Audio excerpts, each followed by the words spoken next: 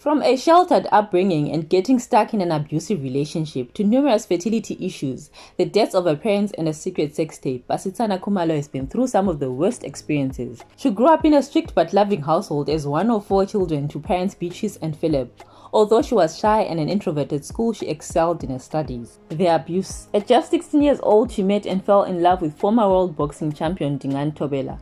Well, that is according to his autobiography, Dingane Thobela, The Rose of Soweto. Dingane was 28 and Bassie was 16 when they started dating. Their relationship reportedly started in 1990 and ended around 1997.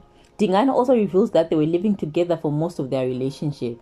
Bassie's own book, Bassie Kumalo, My Journey of Hope, paints a totally different picture. She claims they started dating after she was crowned Miss South Africa. He was her first boyfriend and he physically abused her.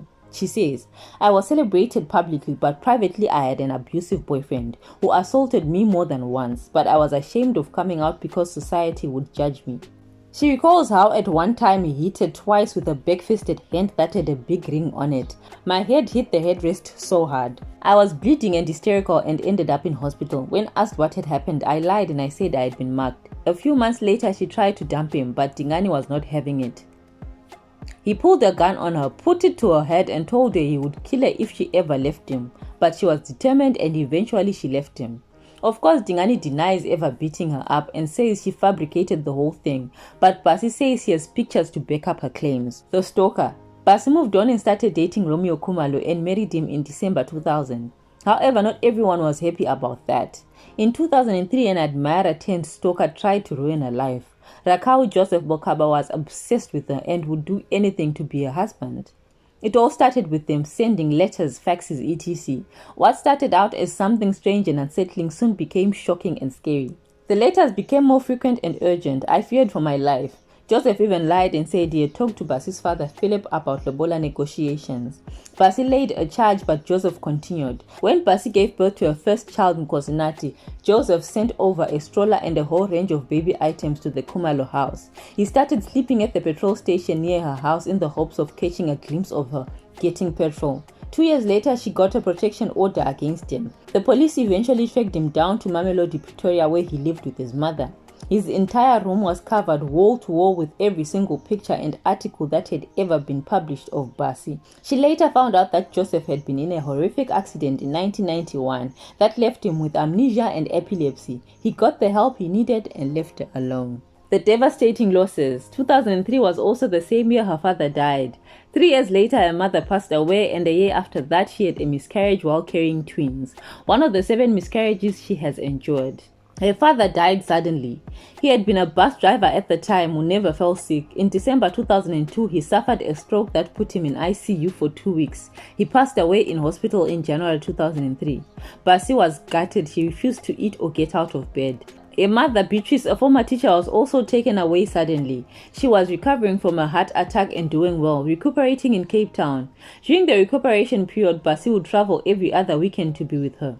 Her mother was asthmatic and one day she was admitted to hospital to be put on a nebulizer to open up her chest. At the hospital they gave her 3 injections.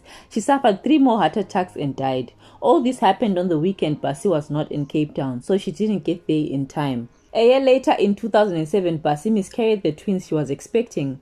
Her first child, Nkosinati, was almost 3 and Bassie was eager to have more kids. But one day she woke up and wasn't feeling well. It turned out the amniotic sac had ruptured and the twins didn't survive.